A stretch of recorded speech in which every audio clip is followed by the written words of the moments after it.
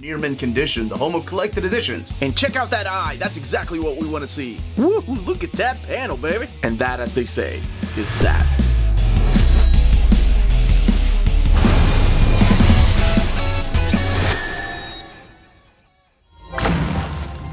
How's it going, all you minties? Uncanny Omar here from Near Mint Condition, the home of collected editions.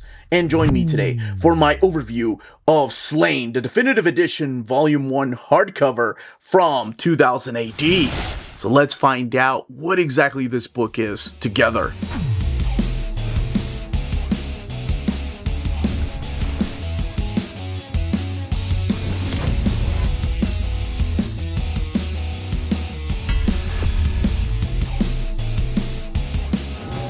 And welcome back, everybody. Before going any further, a big thank you to the folks at Rebellion 2000 AD for sending us a copy of this beautiful deluxe hardcover definitive edition. Now, what we're looking at here is the story of Slaine. At least that's what I call him, although whenever I did my video of the most beautiful collected editions that came out last year, there was the Horn God collection, the hardcover. And big thank you to my buddy Beastlass for that. That was such a beautiful box set, and now I kind of want to go back and reread it. But anyway, there were a few people in the comments that said that really it's pronounced Sláine or something like that. I'm sure I'm going to butcher it. I'm just going to go ahead and tell you I'm going to butcher a lot of names, not on purpose, but on accident. So speaking of Slaine, this definitive hardcover is only available through the direct market. So it's only available through waltzcomicshop.com and bdcosmos.com, cheapgraphicnovels.com, forbiddenplanet.com, readcomics.com, comicsbugle.com, dyingbreedcollectors.com, organic price books, and in stock trades. Now, the regular edition, which will be a softcover on the left-hand side, that one is available everywhere. You can get that one everywhere, but this one here is only available through their web shop and through the direct market. Now, at first glance, I thought this was his lady, but no, who this is Slaine and Sabra. Just the character that shows up, I think, for only 1 or 2 pages in the book, but hey, that's just the way the guy rolls. You do have this gold foil. It's absolutely beautiful. And here on the spine, you have, actually, let's look at it like this, the definitive edition, Slaine, and then you have Mills, and you've got Kincaid, and you have Berardelli and McMahon, and then volume 1 in the 2000 AD logo, and the back of the book right here with that quote. Again, with the gold foil. It's beautiful, beautiful. Really reminiscent of what they did with the Nemesis the Warlock definitive edition hardcover, and I will be doing an overview of volumes 2 and 3 because I got hooked on that too.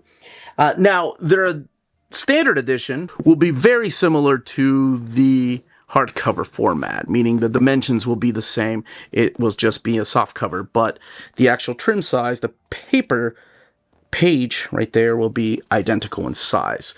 And if you're not familiar with these big books, this one's pretty big. So let's do a quick comparison to a trade paperback. So again, the trade paperback having the trim size of single issues and comparing it to the size of an Omni. Of course, it is taller and longer.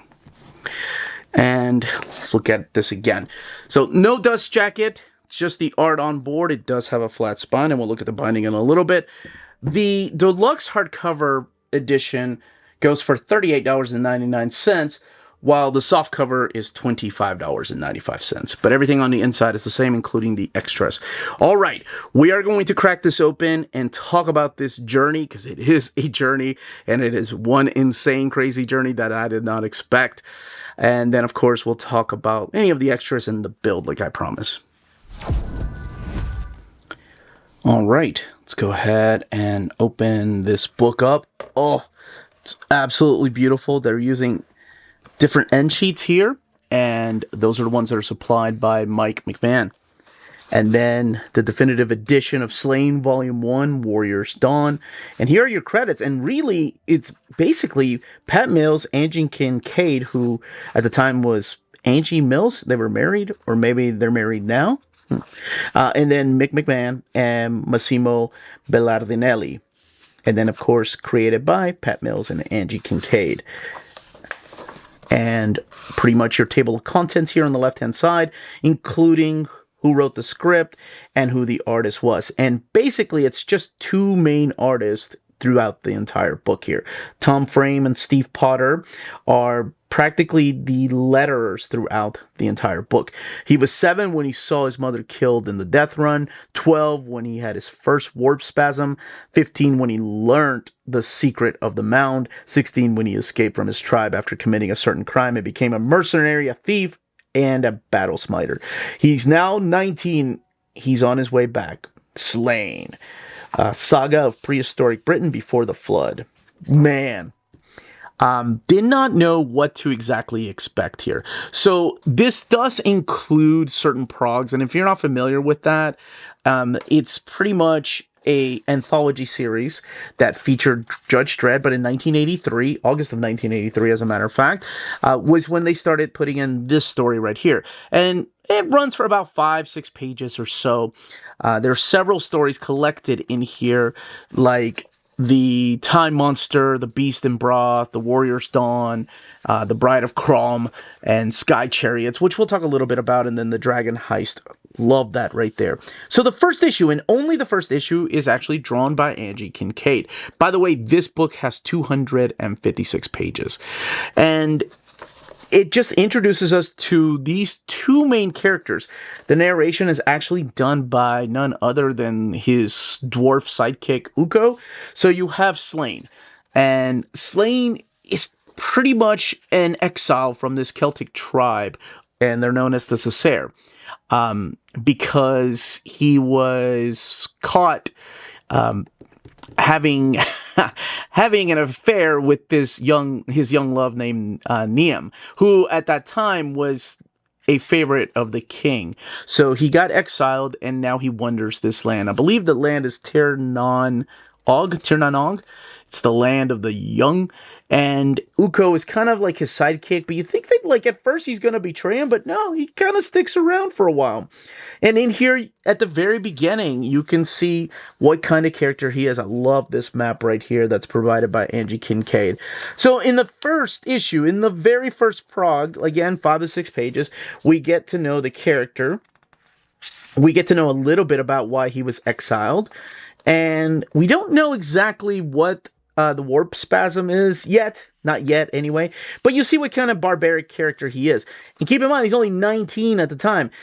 And he's being chased down by the skull swords right here, who wear like this hay, or it looks like hair at first, and they talk out of the straw. Those characters will become a huge part of the story later on. Again, that is Angie Kincaid drawing that. Then we get to the other series main artist, and now we have Bellardinelli. Oh, this is really important too, a guide to this particular world. And a lot of this, by the way, borrowed from actual lore. It's really interesting after reading this, just going down the road of like, oh, I better see where some of this stuff came from. So after he was exiled, Slaine now goes on various adventures. Each one of the progs is a different type of adventure. For example, in this one right here, he ends up helping someone out. And again, Uko makes a deal with the money they got, and for some reason ends up buying a prison. And this is Nude, who kind of keeps the prison in guard. The guy that sold the prison ends up leaving. And in here, because the guy's only 19, but he was such a badass warrior that he knows a couple of the people in here. Like, he knows one of the guys. This is Bob the Black Axe. And they have a flashback of how they met and what kind of adventures they went on. And then, unfortunately, Bob gets the life sucked out of him. And for the first time, you get to see what the heck this warp spasm is. This is when... How do I explain? It's not really explained at first, but as you read the entire volume, you find out that it is actually a power that's granted by the Earth Goddess known as Danu, and it warps your body. Now, when I think of that, I think of Berserker modes, right? Like, yeah, you've seen Guts go into Berserker mode. Hell, you've seen Wolverine go into Berserker mode. I've never seen any body horror like this. This is insanity. I love this. Now it makes sense when I was reading the Beasley Horn God, why he looks I just thought it was a Beasley thing to go nuts, but no, he looks like a weird animal with blood just kind of flying out of his head, explosions coming out of his body. But that flashback shows for the first time when he goes into this spasm mode, and that is all granted by the power of the Earth Goddess. So in here, you are going to see, like, and hear about different goddesses. He runs into another friend from his childhood right here. This is Blithnaid. And Blithnaid has a little bit of a secret. Again, this is all taking place in this prison that he just bought because Ukko bought it. Now, there are covers here, and they're in actual color. And we're not going to go through everything, I promise, but this was such a great read. Kind of reminded me of the first time I read Judge Dredd. Then we get Mike McMahon, who has a unique art style. It's like this woodblock art style that he's just bringing into the story. It's a lot different, but it works. And here you can see him do a little bit of the actual warpgasm again. Or spasm, not warpgasm, sorry. That's a different thing, maybe. Anyway, the warp spasm drawn by McMahon this time. So again, his body is just being warped. It's so creepy looking. So it goes into the body horror. And honestly, as much as I like McMahon, I love his art. I think the artwork here by Belardinelli actually does a better job with that body horror. So one adventure follows the next. It's like one big long journey. He just wants to make it back home to be with his one true love, to be back in the arms of Niam. But Ukko has other plans, and not necessarily because he's evil and scheming, even though he comes across that way. It's because he's just kind of greedy. They're two different characters. So the adventure of buying the prison leads them into running out of money and escaping from these guards. And then eventually he runs into this man that wants him to go and rescue this maiden named Med. And she's about to be sacrificed by these group of druids. And as it turns out, there's a little bit of a twist with this rescue. So this is the introduction of, by the way, the Lord Weird. What is his name? I think it's like Lord. I know they call him Lord Weird, but it's like Lord Weird Slough Fag, I think, who sticks in like the whole book as the main villain, sort of in the background. But as he goes and rescues this princess, we run into other characters that I thought, oh, this is kind of important, right? Like, I feel like these characters could be a bigger part of a story. So we run into this guy right here. This is Blind Bran, who will stick around for a little while.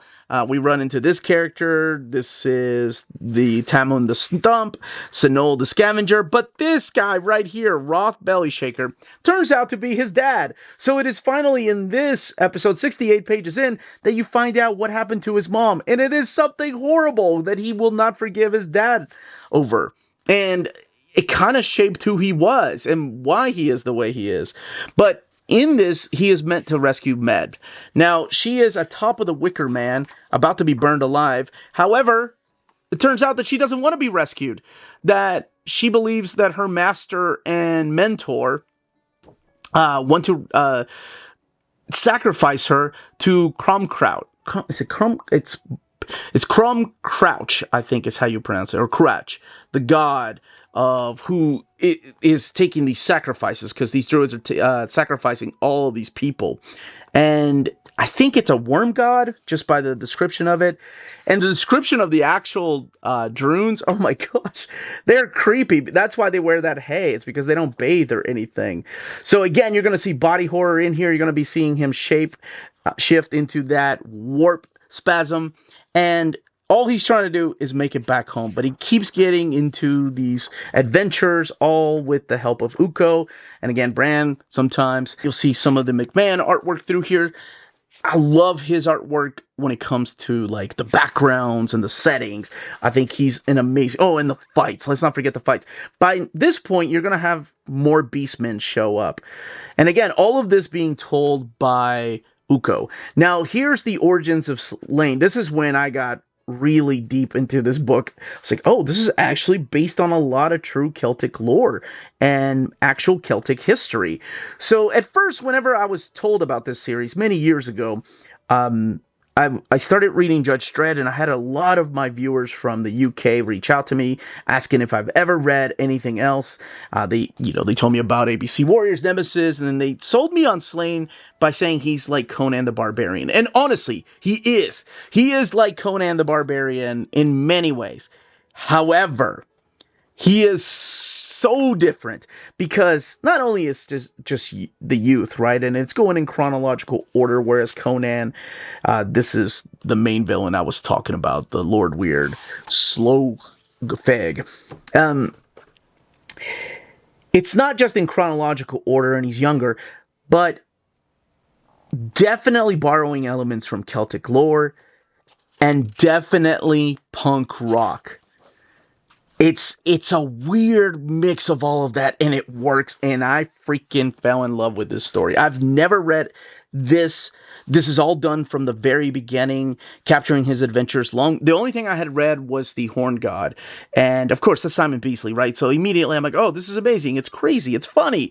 But that's the way it was from the beginning. It doesn't really take itself seriously. Yes, the stakes are up. Yes, there are people that die, but the two characters that you read about are just having fun, like, and they're so different, right? Like, you have Slaine, who's all about drinking and, the ladies and going back home to his one true love and making sure he's got his belly full, while you have the character of Uko, who's all about money and kind of scheming and making sure that nothing happens to Slaine, because he realizes that without Slaine, he'd be dead out there.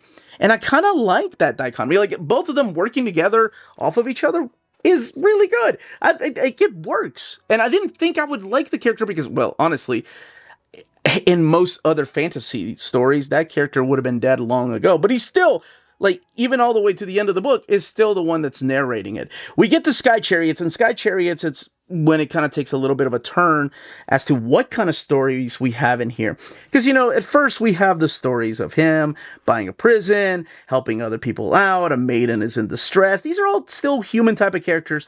And the more you keep reading, the more you'll start seeing beastmen type of characters. You'll see a character in here that can actually transform himself as well. So perhaps Slaine is not the only one of these warriors from Cessair, I think I believe is the tribe, that can change. And we see dragons.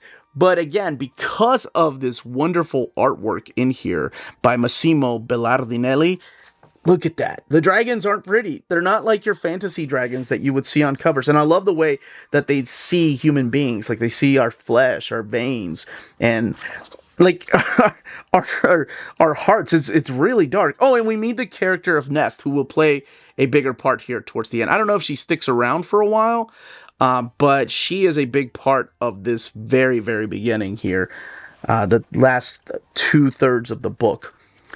And it's all about this journey, about defeating a dragon. So, different journeys on the long journey way back home.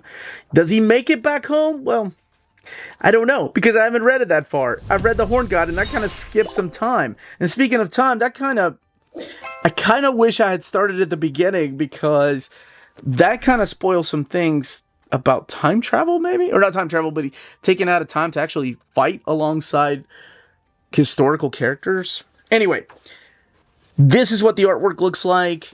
All the covers are in here as long as he's featured in the Prague covers, or in the 2000 AD covers. This is the Titan cover edition by Mick McMahon. And then a little bio on the creators here. Pat Mills, Massimo Belardinelli, Angie Kincaid, and Mick McMahon. And then the end sheets. Now let's look at the binding of this book. 256 pages. It is sewn binding. You can see the gold foil reflect back on the table there. And it is printed in this thick matte paper stock, where the blacks are really showing up. Like, I like that about these books. They chose this heavy paper stock to print the book on. Now, I said it was sewn binding, but there's not really splash pages until we get, right here. So there's very minimal gutter loss happening for these connecting covers here of the 2000 AD magazine. But that is it. That, as they say, is that. If you're interested in purchasing this book, don't forget to check out our sponsors. If you're in Europe and you're interested in buying these books, definitely check out Walt's Comic Shop in Berlin, Germany. They have the cheapest pre-order prices, flat shipping rate of €12 for all EU countries. Emails answer within 24 hours, waltzcomicshop.com, and you can use the code nearmintcondition at checkout and get free shipping for all EU countries with your first order over 40 euros. That's Waltz Comic Shop, your reliable source for omnis and premium collected editions in Europe. Ding! cheapgraphicnovels.com, your online home for graphic novels and collected editions up to 50% off cover price. They have excellent shipping and prompt and helpful service. Check out their bargain deals for up to 90% off cover price. And don't forget, the CGN also takes pre-orders. That way you don't miss out on the hottest releases. And they are currently running a special promotion for you Minties. If you're a first-time customer, after receiving your order confirmation email, reply back to that email and let them know Near Mint Condition sent you their way. They will then apply a free shipping promotional credit to your next order in the US. Cheap Graphic Novels, your source for the hottest books with the kind of deep discount, quality shipping, and customer service that will keep you coming back for more. And that was the content, the page count, and build of this beautiful edition. In the comments down below, let me know if you have read Slaine and what you think of him and his journey. And oh my gosh, I had a blast reading this, and now I want to go back and reread The Horn God just to see where the adventure ends up going, and I want to continue this journey. What other definitive editions do you want me to do an overview on the channel? I'm going to be working on the Nemesis the Warlock volumes 2 and 3, and I promise that I will be back to doing the Judge Dredd readathon. I think I'm on part 4 if I'm not mistaken. Regardless, that video will be put out this year. I took a long break from reading Judge Dredd. There's just so much to read, but I really want to go back, especially after reading stories like this. If you have any questions, leave those down below. Smash that like button on the way out. Everyone stay healthy and safe out there. Much love.